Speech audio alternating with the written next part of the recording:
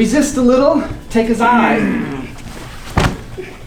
This is fighting, not a sport. I'm not after a point, I'm after my family. So it's ichi, ni.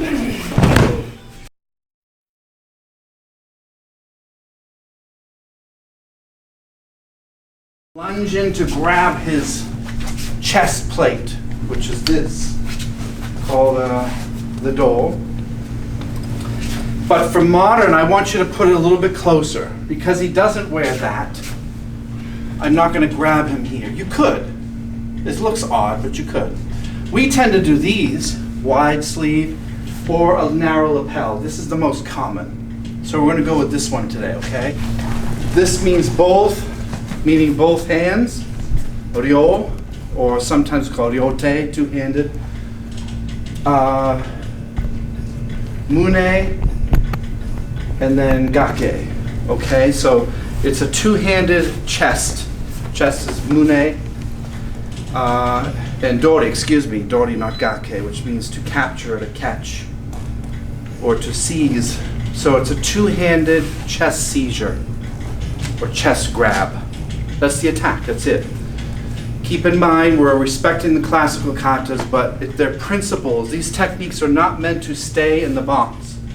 You practice them ad nauseum so that they become who you are. And then 5 to 15 years later, depending on how much you train, the forms disappear and it becomes a principle, a concept. So that one technique becomes 5, 10, 20, infinite, okay? But everything is basics, but after the basics, they melt away. This is the principle of shuhari, which we'll get into another night. Learning a technique, internalizing it, and then letting it go at some point, and making it your own. So the attack, again, is I walk up and I grab the opponent here. Two hands in the uniform, because we're not wearing armor here. Curl your fingers in a little bit and just grab them. Now we're going to do several things. What could I do when I grab? I could shove her forward into a locker or something, off a cliff. I could hold her down for someone else, or I could throw her back so I could pull. So you push, pull, or hold. Throwing to the side as well. So I want you, when you grab each other, I want your friend to move you a little bit, and I want you to try to resist by shizen. When I grab you, I'm going to try to move you. I just want you to sink and like be heavy here. So I'm pushing him right now. It's very hard. He moves a little, of course.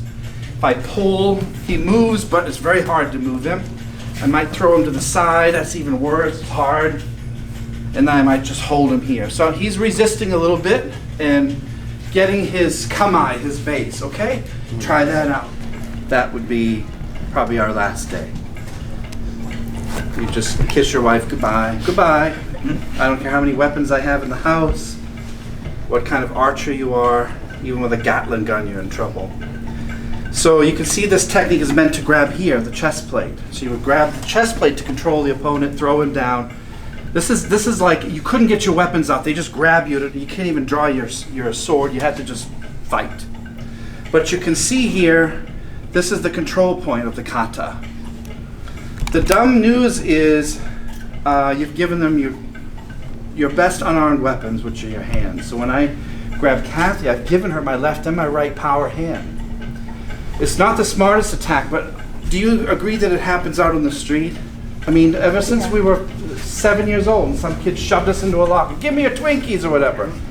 We've been doing it since we were kids, and it still happens a lot. Especially just to shove someone out of a parking space or something. So wouldn't you agree, if Kathy grabbed me here, in modern days, this is not smart on her part. And what would you do from here? What's the most simple thing that anyone can think of? This, right? Boom, assault, punch in, kick, go around the problem. Solve it a different way. Not this, it's just punch and beat up what's not being protected. Now, if you're wearing this in the Sengoku Jidai period, before 1603, do you think I can punch that well? So look what will happen if I punch this thing. I'm going to scrape my hand here. The mask, I'm going to hit this chin here. All these sharp, the only little demon might bite my hand, who knows? I might hit here and hit this little piece here and bounce, cut my hand open. I can hit here. It's not going to do any good, these Fudo-ken. So they had to do like judo, jujitsu type stuff where they have to throw the opponent because the striking just didn't work well. Or they had to jab eyes and things. So they had to be intelligent about where their targeting was. So the first thing I'm going to show you is not in the curriculum, but it's a good move to take someone's balance, okay? So let's go back to the center, please. Do what I do, please. So he's grabbing. I want to use my body, in this case I'm going to use my right hand, to pull him off balance from the inside. So you notice I'm using my entire being here. I'm not just using my arm, I use my legs to pull. Or your left hand this way. You notice how his arm is kind of stretching. He's there, and then when I do this, I'm changing his direction. I'm affecting the kuzushi, the balance point. You can go left too, of course. It's a lot different. You'll feel the difference between this and this. This is Budo. See the bending of the knee. So when I'm here, this left hand now raises up this way from under his right arm. So he's starting to teeter and seesaw a bit. Here and here. He's already off balance. So I'm affecting Mr. White's structure, not his appendages. 1, lift. 2, like you're lifting a plate of dishes. I get to this point, I just step and move and throw him. It's not a comfortable throw, it's like a koshinage, but he's good at falling. Go slow, and you can just take your friend to the balance point if you don't want to fall. Ichi ni. What direction am I going in? Sideways. Step into a space. Hip to hip, move. You okay, sir? Notice my head's lower. Lift your plate of dishes. Now, your elbow is vertical on your ribs. I need this here, not here. Look how wrapped up he is. And then it's just a matter of footwork here. Okay? I like trying to into his ear. Think about that. See?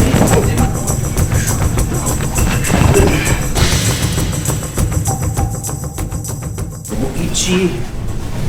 It's the same if I go under his arm or if I scoop here. It's the same idea. So you can do a version where we're here and I might hit down and I might catch here and hit and I might catch him this way. It's even worse of a throw because his arms are stuck. We're doing the easier version, which is inside, outside, and moving. But the oshi is to go this direction. But what if he's pushing me more? If he's pushing me this way, this won't work. As he pushes me, I get my ground, that's an option, and then I can hit. That's it. Okay, so I can get my position. I can also fight back, so I might go here and lift. In other words, I fight back.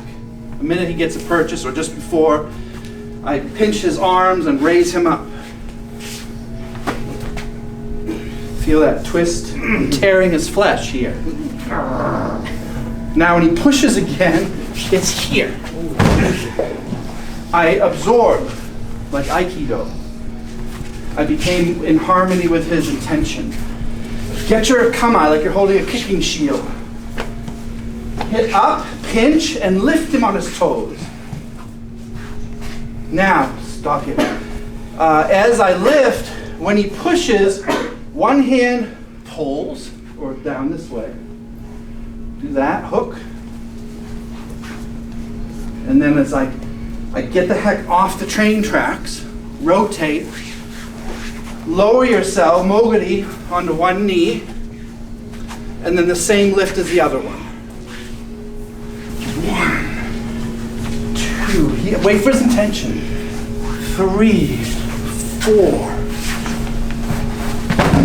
5. 1, 2, off the tracks. He wants that space. Give him the space. 3, 4, 5. Because I see this, watch. Boom. You see how I use muscle? Had to use muscle because his energy was static. So my point is this guy here has a job to do. He just got pinched. He doesn't like it. That was very different throw because his energy was much more direct towards me. So you don't need to give that much energy, but you have to, when you get pinched, and the person, you want to make your friend mad, pinch him and then wink at him. You see his face? He went. He was ready to come. So your job as the bad guy is to get pinched and then push. And know that you're going to go for a little roll. That's all. Okay? Because the bull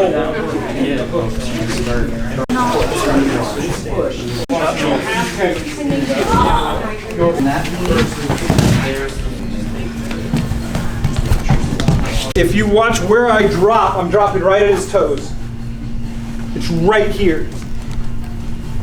Which is the same principle as if I just fell and just did that throw, right? Just did the sacrifice throw.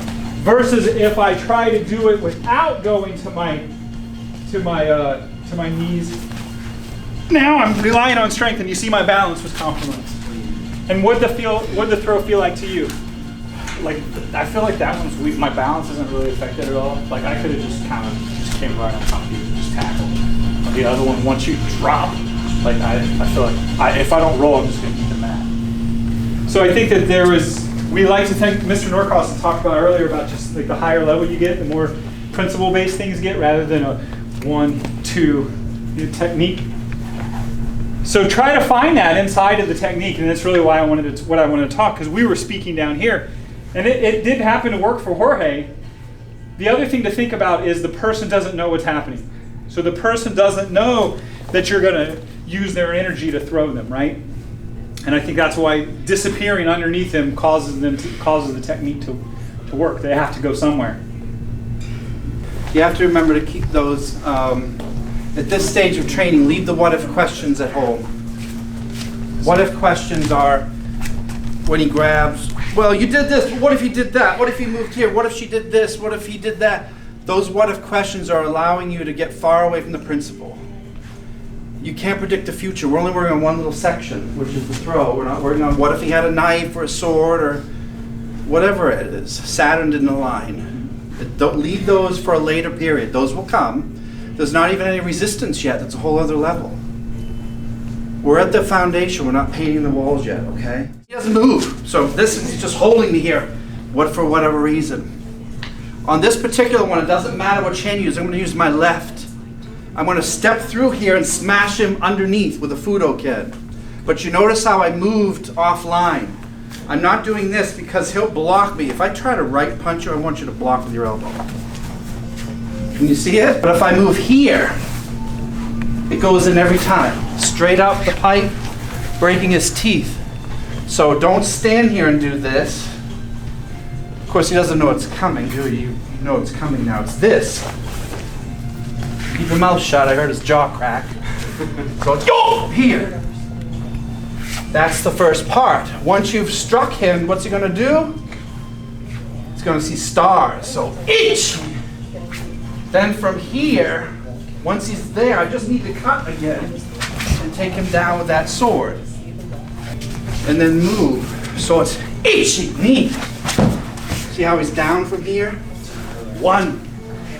Then this hammer, Thor's hammer, becomes a sword.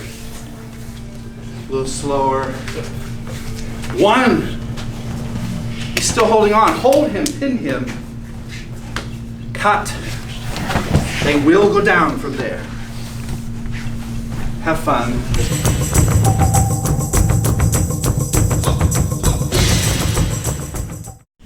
He's a tough guy. I'm going to shift as I hit him in the ear. Everybody on this side. Oh, hit him down. Elbows inside his elbow. I'm going to turn this back around. Look at that. A little bonus hit there. As I do, I'm going to kick him in the groin.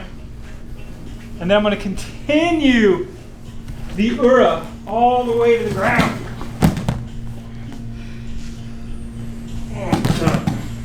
I'm shifting offline just like we did before. I'm hitting him with a hoppa. I'm coming back the other way, elbow, groin, or all the way down. That's tremendous pressure there. Knee into his shoulder. I'll put my fist on the back of his neck. The takiara is straight down. And his mind is confused as to which pain hurts worse. Which one is it, Joel? Wrist. He said, need rest. That too. Doesn't matter whether you go right or left. I'm going right because I felt a pad on his arm. Right. Elbow. Groin. Turn this down. The throw or the technique is me pushing this, but turning this down. So I'm pushing his elbow to the ground as I'm turning his wrist. The finish is here. Here's noise. Here. Base of his spine, his head, and then push. Notice that I'm not falling on him, so be careful when you come down. You come down and then go ahead and slow down. Get your knee in the shoulder. This hand's being held. Put this in. Don't fall and hurt your friend, all right? You remember this? Yep. That is here. It's still there. The principle of this motion is still in this. I'm not throwing him, I'm relying on this, but we certainly can pow, pow, elbow, knee, and then I still threw him a little, but we're still doing this motion. I think that'll help everybody with the takiara. We just added these things in for fun. Boom. If your groin is closed, that's okay. Knee up, down. This is where you want to be, and even if he holds on, it's okay. It'll still work. Anything else? Any other questions? That didn't work. That didn't. Fine. No? Yes. You use the same hand that you hoppa to grab. Yes, ma'am. She's in. This is one if they push, pull, or stand still. But the second they grab, start fresh. I'm just gonna move in. I'm moving in and gonna grow on him, meaning I'm like a tree here, like some sort of elven root comes up from your chest and grows out. As I grow from here, from the center, I hit his arms. You want some impact here. And then I move to one side or the other. It works because it's the element of surprise. They have no clue it's coming. So the idea is, well, get your hands off me. Notice this position, not good. I grew and he grew, right? You kind of became a scarecrow. So it's not this and hope. It's chi. And then enter for Osoto or a Tenchinage of some sort. So it's 1, 2, 3. See how I enter? My whole body is doing it. It's the tie. It's not arms or legs. You watch. Watch my feet. That's the most important part of the katas. The feet. Left foot. It's like he's a cloth I'm wringing out. Now it's just a matter of stepping into the kukan space. You all right? Taijutsu. So here, enter. Resist a little. Take his eye. This is fighting, not a sport. I'm not after a point. I'm after my family. So it's ichi, knee, here to the ears, like Takamatsu, break his eardrum. That's just going to make him droop away unless he's on something. So don't forget power of Budo and boxing the ears. If he grabs, you can hit this way and knock him off and knee or whatever you need to do. I'm adding in salt and pepper now. This is all spice. This isn't this dish itself. This is spice here. Don't forget your legs. Pretend it's like late November and you've left a pumpkin out on the porch and it's getting soft. So I'm going to drive in these eyes here. I didn't really push in, but do this with me. Create a jack-o'-lantern, a Darrow lantern. So you see his posture is very good, but if I kind of move it, it does many different things here. And it's just so endless. This is a dumb attack! So if you're going to attack someone, do not do this. Come in and hit them. Again, just move. Boom, bang! That's it. The higher level is don't even let him get a purchase. You're so aware as he comes in. No, you don't. Just keep your space, okay?